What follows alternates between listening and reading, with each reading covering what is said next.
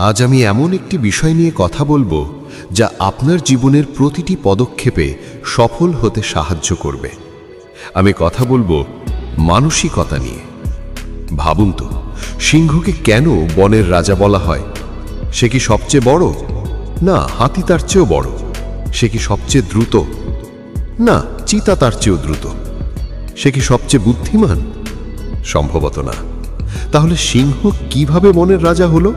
এর উত্তর একটাই, মানসিকতা। সিংহের মানসিকতাই তাকে বনের রাজা বানিয়েছে। আপনি জানেন কি একটা সিংহ আর একটি হাতির মধ্যে পার্থক্য কোথায়? আপনি হয়তো বলবেন আকারে। হাতির শরীর বড় আর সিংহের শরীর ছোট। কিন্তু না, যখন সিংহ একটা হাতিকে দেখে সে ভাবে সামনে আমার খাবার, আর হাতি ভাবে সামনে বিপদ, পালাতে হবে। তাদের মানসিকতায় সবচেয়ে বড় পার্থক্য। একটি পুরুষ সিংহ হয়তো একদল হায়নার থেকে সংখ্যায় কম হতে পারে, কিন্তু সে তবুও তাদের সামনে দিয়ে চলে যায়, কখনো তাদের মাঝখান দিয়েই যায়, কারণ সে জানে যে সে বনের রাজা। তার সাহস, তার ভেতরের মানসিকতাই তাকে বনের রাজা বানিয়েছে। ঠিক তেমনি আপনার মানসিকতাও সিংহের মতো হতে হবে। জীবনের যে কোনো কর্মে নিজেকে রাজা ভাবতে হবে। আপনার সামনে হাতির মতো যত বড় বাধাই থাকুক, সিংহের মতো ভাবতে হবে এটাই আমার খাবার। আপনি যদি আপনার মনের মধ্যে এই মানসিকতা আনতে পারেন, তবে দেখবেন সামনের সেই বাধাকে অর্ধেক জয় করেছেন।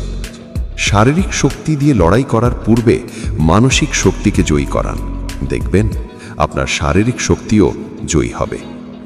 নিজেকে রাজা ভাবতে হবে, কিন্তু সিংহের মতোই শিকারী হতে হবে।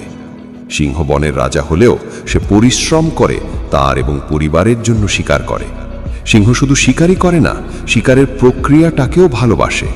তারা শিকারকে দৌড়াতে দেখতে পছন্দ করে, তারপর তারা শিকারকে লক্ষ্য করে ছুটে যায়।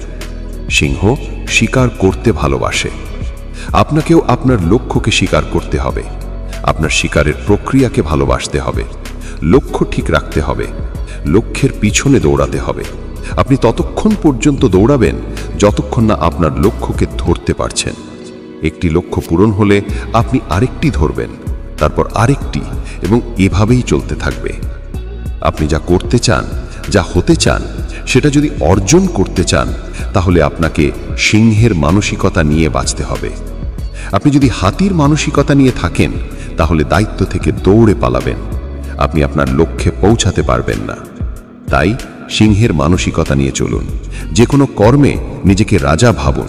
আপনি আপনার ভেতরের সিংহকে জাগিয়ে তুলুন আর আপনার লক্ষ্যকে স্বীকার করুন।